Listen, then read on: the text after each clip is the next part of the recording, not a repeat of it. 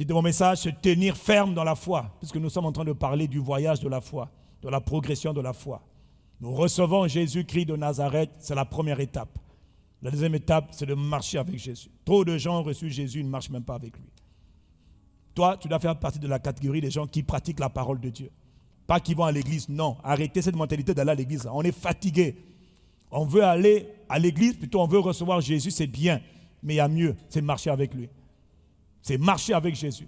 Et quand quelqu'un marche avec Dieu, que vous le vouliez ou pas, il y aura des évidences, il y aura des traces, il y aura des signes. Ça va se voir d'une manière ou d'une autre. Ce n'est pas seulement dans les œuvres, mais même dans la transformation de ton caractère, ça va se voir. Je viens de parler de la compassion. Même ta compassion va augmenter. Oui, ça va augmenter. Ton amour pour les gens va augmenter. Si tu dis aux gens, j'étais à l'église, mais ça veut rien dire. Mais quand ils te voient que tu as été à l'église et que tu es en train de changer pour devenir une meilleure personne, là ils te disent, ah, finalement ton Jésus est vivant. Chez beaucoup d'autres, on ne te dit rien parce que ce n'est pas visible. Voilà. Oh, j'étais à ICC. Tu fais quoi là-bas? Oh, non, j'étais là-bas seulement. Alors, toi, vraiment, tu es un carat. Il faut que le pasteur t'impose les mains. Mais avec amour. Hein? Miséricorde. On a reçu Jésus. On fait quoi? On marche avec Jésus. Que Dieu t'accorde la grâce de désirer marcher avec l'Esprit de Jésus. Alors, question. Pourquoi est-ce que Dieu veut que ta foi soit ferme? Parce qu'en fait, il y a une chose que nous, Église, là, on n'a pas bien compris. Et je méditais beaucoup, le Seigneur me parlait beaucoup ces derniers jours sur la vie de l'Église. Il me disait que vous êtes une génération à qui Dieu a accordé une certaine grâce. Vous n'êtes pas la génération de l'Église primitive. Vous n'êtes pas la génération, en fait, depuis que Jésus a été sacrifié, regarde, la première Église et ceux qui ont suivi l'Église jusqu'à l'année 300, à peu près, 400, après Jésus-Christ, l'Église a été une église extrêmement persécutée, extrêmement éprouvée, extrêmement en danger. Il me rappelait qu'à l'époque, dis avec moi à l'époque, parce qu'aujourd'hui, là, nous avons la liberté de nous assembler, ça c'est en Afrique, au Congo. Mais tu dois savoir qu'il y a des régions dans le monde aujourd'hui où on n'a pas la liberté de s'assembler. Où on n'a pas la liberté, il y a un évangéliste au Pakistan qui a été tué dans la rue, devant sa femme et ses enfants, parce qu'il est en train de prêcher Jésus. On lui avait dit d'arrêter de le faire, et on l'a tué parce qu'il n'avait pas écouté, il n'avait pas obéi. Et il est mort et Dieu a permis qu'il meure devant sa femme et ses enfants. Il est mort en martyr au Pakistan. Grand pays, de plus de 300 millions d'habitants. Est-ce que je peux continuer? Donc, il ne faut pas que le contexte dans lequel nous sommes te font croire que c'est ça la vie chrétienne. La vie chrétienne, c'est celle qui vient de la parole. Le référentiel de la vie chrétienne nous est donné par les Écritures. Et l'Église primitive, et même l'Église des premiers jours, et même l'Église des temps d'avant. Là, nous sommes en 2025. Mais l'Église a 2000 ans d'histoire. Mais dans les 2000 ans d'histoire, il y a eu beaucoup de persécutions. Beaucoup de souffrances. Nous sommes comme la génération de David. David, c'était le roi d'Israël. David, pendant sa génération à lui, son règne, n'a fait que combattre des guerres et des guerres et des guerres et des guerres. Le sang, les guerres. David n'a pas connu le repos. Qui a connu le repos? C'est Salomon. Salomon est la génération qui a suivi son père. Il a hérité du trône de son père. Et Salomon a vécu il a vécu la paix de tous côtés. Il était tellement en paix, je crois qu'il ne savait pas ce qu'il fallait faire. Donc il a commencé à avoir les femmes. Il a commencé à faire des ouvrages, tellement il s'ennuyait. Son père, lui, il n'avait pas le temps de faire, parce que lui, c'était la guerre. Il fallait emmener Israël à être indépendant. Voilà pourquoi, en parenthèse, je vous le dis, ce n'est pas entre nous. Ne critiquez jamais la génération des pères qui nous ont précédés. Parce que peut-être qu'ils n'ont pas été parfaits, mais ils ont fait avec ce qu'ils pouvaient faire, Et c'est à nous, génération d'aujourd'hui, que Dieu demande de prendre le relais et d'aller plus loin. Et c'est à ceux qui viendront après nous, à qui Dieu demandera, vos pères n'ont pas tout fait. Donc chaque génération vient avec son lot de travail, de fardeau, de mission. Et chacun doit faire pour glorifier Dieu sur la terre des vivants. Donc quand vous lisez les Écritures et vous lisez la vie d'aujourd'hui, vous avez l'impression qu'il y a un décalage. En fait, il n'y a pas de décalage. Parce que Dieu veut que vous soyez conscients que quelles que soient les époques, c'est vrai, nous sommes dans une génération, aujourd'hui on peut se rassembler. On ne te tire pas dessus parce que tu vas à l'église. Le docteur Job Moukadi disait qu'il allait au Pakistan, puis pendant qu'il prêchait, tout le monde était armé. Autour de lui, il y avait des gardes du corps. Il dit, mais si on me shoot d'ici là, si même un démon prend le gars du corps, tout le monde était en kalachnikov pendant qu'il prêche, comme je prêche là. Il n'y a personne, il n'y a que des gens Kalachnikov. Parce que l'environnement est hautement hostile, hautement dangereux. Donc il y a des endroits de la terre où c'est dangereux, d'autres endroits où ce n'est pas dangereux. Gloire soit rendue à Dieu.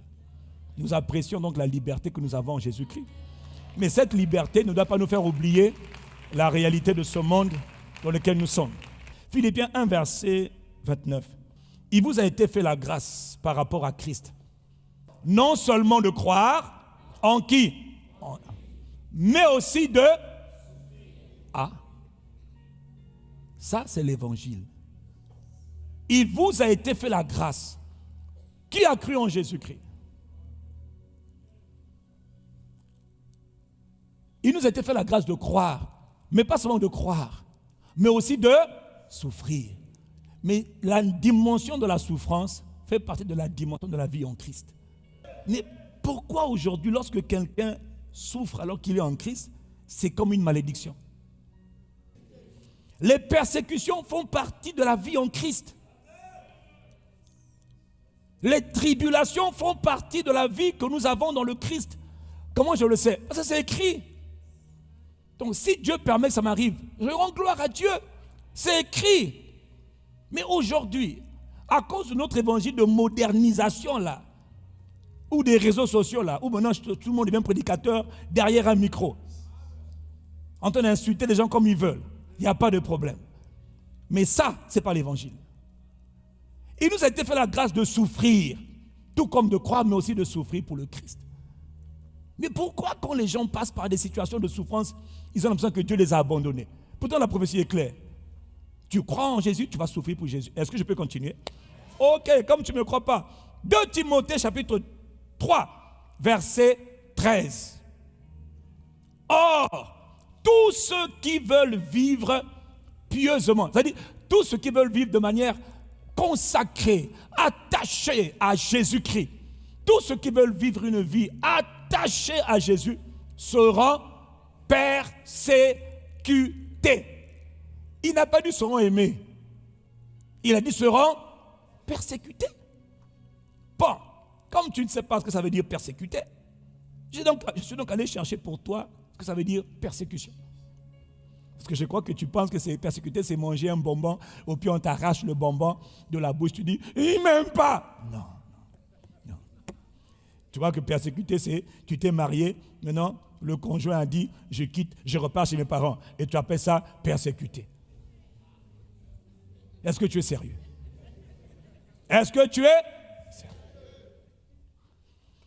Une persécution, définition, c'est un type d'oppression, dis avec moi oppression, consistant à appliquer sur une personne ou encore sur un groupe de personnes des souffrances. C'est-à-dire une oppression qui consiste à appliquer sur une ou plusieurs personnes ou un groupe de personnes des oppressions, des souffrances, des mauvais traitements, des traitements injustes, des traitements violents, des traitements cruels qu'on inflige à des personnes. Pour quelles raisons? Pour des raisons idéologiques, pour des raisons politiques, pour des raisons, entre guillemets, religieuses, pour des raisons sexuelles, pour des raisons raciales. Nos frères et nos pères et nos ancêtres ont été persécutés autrefois parce qu'ils étaient noirs, tourmentés, maltraités, cruellement, injustement, à cause de la couleur de leur peau. Ce n'est pas ton cas aujourd'hui, c'était le cas hier. Tu n'es pas dedans aujourd'hui. Tu peux le vivre si tu vas dans un autre pays où il n'y a pas des gens comme toi. Est-ce que je peux continuer? Mais pour leur foi, pour leur attachement à Dieu, des gens ont été... Donc Paul nous dit, dans le contexte de l'église d'autrefois, ce qu'ils ont vécu, j'ai découvert en faisant mes recherches, excusez-moi, mais être chrétien, être appelé chrétien à l'époque, toi ça te fait rien aujourd'hui, tu dis je suis chrétien. À l'époque, il ne fallait même pas en parler. Entre le 1er siècle après Jésus-Christ et le 300 ans après Jésus-Christ, 400 ans, mais être chrétien c'était synonyme de mourir. Être chrétien c'était synonyme d'aimer la mort. Être chrétien, c'était synonyme d'abréger ses jours. Être chrétien, le jour où tu recevais Christ, tu reçois en même temps ton lot de persécution. Les gens étaient mis à mort parce qu'ils étaient chrétiens. Les gens étaient pourchassés pour qu'on les tue parce qu'ils étaient chrétiens. Et à l'époque de Rome, il y avait des multitudes de divinités, mais on ne voulait pas entendre parler de ce Jésus. On tolérait les autres divinités, mais pas les chrétiens. Parce qu'on les trouvait trop indépendants. On les trouvait trop zélés. On les trouvait trop attachés à leur Dieu. Comment ils sont prêts à mourir pour un Jésus? Non, tuez-les, tous. On veut vivre notre culte librement. Nous, on veut servir Zeus. Ou plutôt, Jupiter, Neptune, Vénus, Mars, Saturne. Les différentes divinités de Rome. Mais pas la divinité des Juifs, là. Donc, ils étaient persécutés. Donc, dans le contexte où Paul le dit, si quelqu'un veut vivre sa foi tranquille, il veut être attaché à Jésus, il faut qu'il sache une chose, il sera persécuté. J'ai même vu cette semaine comment l'empereur, il y avait un empereur Dioclétien, je ne sais même pas comment il s'appelle, je m'en moque de son nom, tellement il était pourri de toute manière. Comment lui, en temps de paix, avait décidé de faire la guerre à tous les chrétiens. Et il y avait beaucoup de chrétiens dans l'armée de Rome. Et il a commencé à détruire les soldats romains qui étaient chrétiens. Et il a commencé à les persécuter, à les faire mourir, juste parce qu'ils appartenaient à Christ.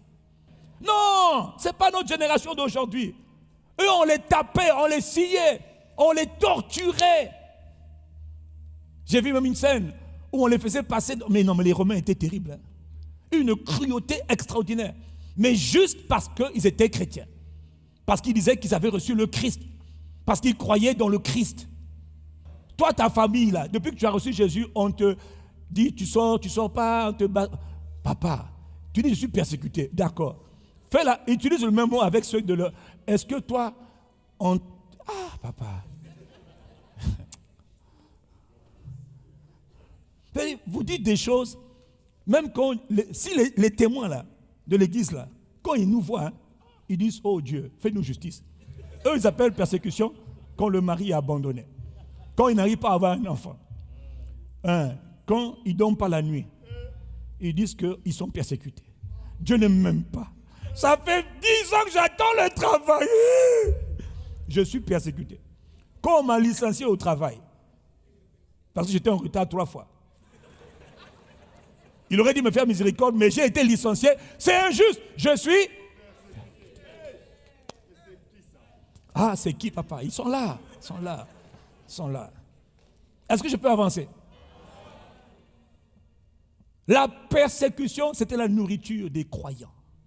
C'était le mode de vie des croyants. Est-ce qu'aujourd'hui, on vit ce qui est écrit là? On a un évangile qui est décalé. Or, ta vie ne doit pas être dictée, conduite par ce que tu vis. Ta vie doit être conduite par l'écriture. Comme ça, si jamais il se trouve que tu vis une situation qui est inconfortable, qui est persécution, tu sauras comment il faut faire. Tu ne seras pas inquiet comme tu es inquiet aujourd'hui. Est-ce que je parle à quelqu'un? C'est-à-dire, on a produit une génération de chrétiens faiblards, des faibles à tous égards, des peureux à tous égards, des incapables au lieu d'être des dieux. On vous parle de la foi, j'arrive pas trop le travail depuis là, je me sens découragé, j'ai trop prié, ça ne marche pas, j'ai trop prié, pasteur, je prie beaucoup, ça ne marche pas. Est-ce que toi tu es sérieuse? Tu es sérieux? Les gens ont été mis à mort pour leur foi. Dans Jean chapitre 15 au verset 20, Jésus dit, souvenez-vous de la parole que je vous ai dite. Qui parle? Jésus. Le serviteur n'est pas plus grand que son maître, que son Seigneur. S'ils m'ont persécuté, ils vous persécuteront aussi. Qui dit ça? Est-ce que Jésus a été persécuté? Jésus a été persécuté jusqu'à être crucifié, alors qu'il n'avait rien fait de mal, alors qu'il était l'amour manifesté, alors qu'il était la compassion manifestée, alors qu'il était la bonté manifestée.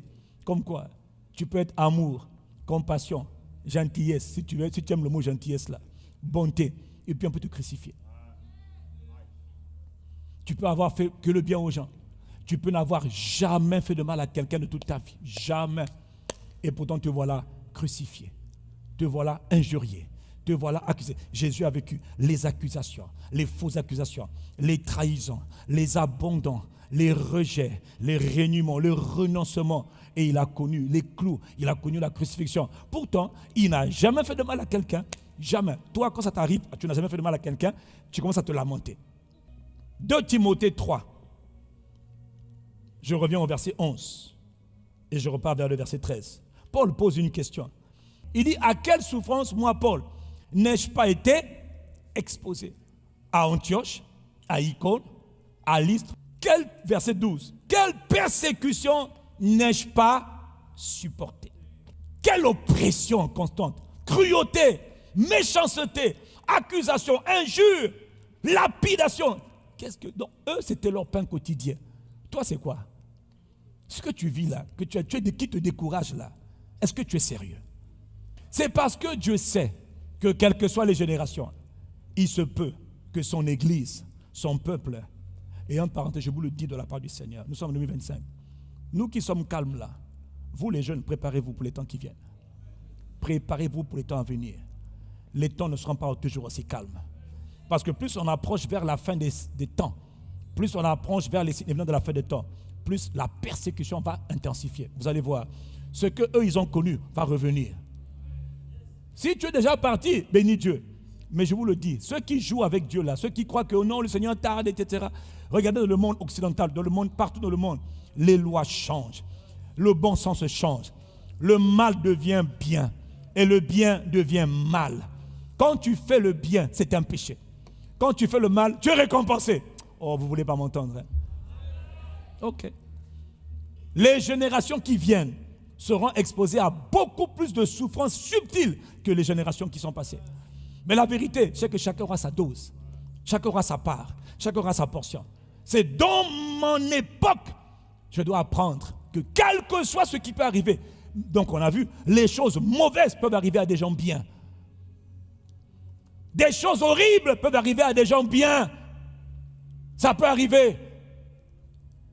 Et quand ça arrive, je ne dois pas me laisser démonter. Je dois continuer à croire qu'il y a un Dieu fidèle, qu'il y a un Dieu qui est bon, qu'il y a un Dieu qui est miséricordieux. Sinon, tous nos frères qui ont été tués pour la cause de Jésus, tous nos frères qui ont été torturés jusqu'à les assassiner, qui ont été tués par le tranchant de l'épée, juste pour les faire renoncer à Jésus, qu'est-ce qu'ils vont dire de nous? Qu'est-ce qu'ils vont penser de notre génération? L'évangile, c'est la bonne nouvelle. Mais dans la bonne nouvelle là, quand on rentre dedans, il peut y avoir le lot de persécution, d'accusation, de trahison, d'injures, de calomnie, de médisance, de cruauté, même de lien, même de mort. Et alors, gloire à Dieu. Gloire à Dieu. Ça n'a pas défini ta foi. Ta foi doit rester ferme sur le fait que Dieu est bon et sa miséricorde durera toujours. Que Dieu a tellement aimé les hommes qu'il a donné son fils Jésus. Je suis sauvé. Gloire à Jésus. Terminé. Je sais parler de la foi ferme. La foi, quand elle est ferme, elle demeure ferme. Ma confiance en Dieu, comme on a vu avec Job. Maintenant, je voudrais faire un retour pédalage. Vous avez vu la semaine dernière comment Satan était convaincu que s'il attaquait la santé de Job, que Job allait maudire Dieu. Et il a dit non, pas pour peau. Il dit quand l'homme est sur le point de mourir, il est prêt à tout. Version littérale. Donc Satan était convaincu que devant la mort, les gens renient beaucoup Dieu. Et ils étaient surpris de voir justement que dans l'église primitive, que devant la mort, les gens n'ont pas renié Dieu, les gens mouraient. Le premier martyr s'appelait Étienne. Excusez-moi, bien-aimé, la foi quand elle est ferme, hein, elle est prête à mourir. Voilà. Elle est prête à mourir. Même quand elle n'a pas vu les promesses de Dieu. Même quand elle n'a pas vu la gloire de Dieu, elle est prête à mourir. Parce que la mort n'est pas une fatalité. La mort est un passage. La mort est une étape. La mort, c'est un sommeil. Quand je meurs, dans le monde spirituel, dans le monde naturel, on ne me verra plus. Mais c'est un sommeil. Parce que je réapparais dans le royaume de Dieu. Et je suis vivant. C'est pour nous. Satan, comme les gens ont peur de la mort, donc il utilise beaucoup la mort pour faire que les gens se découragent, que les gens réunissent tout. Est-ce que je peux continuer? Les gens sont prêts à trahir Jésus juste parce qu'ils ont peur de mourir. Étienne était un homme plein de foi et plein d'Esprit Saint. Acte 6, verset 5. Étienne, plein de foi et plein de puissance. Un homme qui faisait des prodiges, des grandes merveilles, de grands miracles parmi le peuple. Un homme puissant. Et il était tellement puissant que dans son époque, dis avec moi, dans son époque, sa puissance dérangeait tout le monde. Dérangeait justement le système religieux, le système en place. Et ils ont monté un complot. Et ils ont monté une fausse accusation. Et ils ont monté des faux témoins. Tout ça pour détruire la vie d'Étienne. Pour tuer Étienne. Ils voulaient éliminer Étienne. Mais ils ne savaient même pas que Dieu avait décidé de faire de Étienne un martyr. En parenthèse, il y a des frères et des sœurs de notre génération que Dieu utilise encore comme des martyrs. C'est parce que toi, tu vis du côté paisible de la terre. Au Congo, on ne meurt pas en tant que martyr. Mais ailleurs, en Inde, au Pakistan, en Chine, les gens meurent. Dans les pays, certains pays arabes, les gens meurent en martyr pour le nom de Jésus-Christ. Et toi, tu es là pour dire, non, moi j'aime Jésus. Eux aussi, ils aiment Jésus. Mais ils ont aimé Jésus, ils ont donné leur vie. Ok, tu me regardes comme ça, on voit bien que tu es déconnecté, quoi. C'est pas grave, je vais quand même parler. Étienne a été lapidé à cause de sa foi en Jésus-Christ. Et deux choses qu'il a fait avant d'être lapidé, avant de mourir, non seulement il a rendu gloire à Dieu, il a vu Dieu, mais il a dit, Seigneur, pardonne-leur. Quelle leçon! Le gars est en train de le tuer parce qu'il a osé prêcher à des gens qu'il ne fallait pas prêcher. Il a été tellement vrai avec eux qui n'ont pas aimé. Et tu sais qu'aujourd'hui, quand tu parles de la part du Seigneur, il y en a qui n'aiment pas ce que tu dis. Ok, toi qui penses que quand tu parles, tout le monde doit t'écouter. Il y en a quand ils entendent parler de la vérité, ils n'aiment pas la vérité. Ok. Il y en a quand ils entendent la vérité, ils n'aiment pas la vérité. Ça les dérange. Ils ont pris Étienne, ils l'ont tué. Étienne est mort en martyr. Ça veut dire quoi? Il est mort. On a fait de lui un exemple. Il a été lapidé, on l'a lapidé. Il a dit, Seigneur, reçois mon esprit. Seigneur, ne leur impute pas ce péché. Étienne est mort et Dieu a voulu qu'il meure. Et Jésus l'a accueilli parce que Jésus était debout pour le recevoir. Est-ce que Jésus n'est pas bon? Jésus est méchant parce qu'il a permis que le jeune là meure. C'était un jeune homme. Mais il est mort parce qu'il fallait faire de lui un exemple. Et quand il est mort, il y avait un gars qui était là, qui a vu que le monde était mort. On appelait Paul de Tarse. Et quand Paul a vu que ce jeune homme, on est en train de le tuer, ces chrétiens-là, on le tue. Il dit, Seigneur, reçois mon esprit. Je vois ta gloire. Wow, gloire à Dieu, reçois mon esprit. Dès qu'on le lapide, il dit, Seigneur, il crie. La Bible dit, il a crié, Seigneur, pardonne-leur. Comment quelqu'un peut pardonner à ses détraits, à ses tueurs, à ses assassins? Comment un homme qu'on est en train de tuer peut pardonner? Il y avait un homme qu'on appelait Saul de Tarse qui avait dit quoi? Mais ils ne sont pas normaux. Les chrétiens n'étaient pas normaux. Les chrétiens de la Bible n'étaient pas normaux. Eux, on les tue, ils bénissent Dieu. Toi, tu fais quoi? Eux, on les tue pour le nom de Jésus. Ils bénissent Dieu. Ils donnent gloire à Jésus. Leur foi était ferme. Le fait qu'ils soient exposés à la mort ne les a pas empêchés de s'attacher à Jésus, de continuer à faire confiance à Dieu. Même dans la mort, il fait confiance à Jésus. Notre génération, là, si on nous dit, bah, attention, là, Jésus.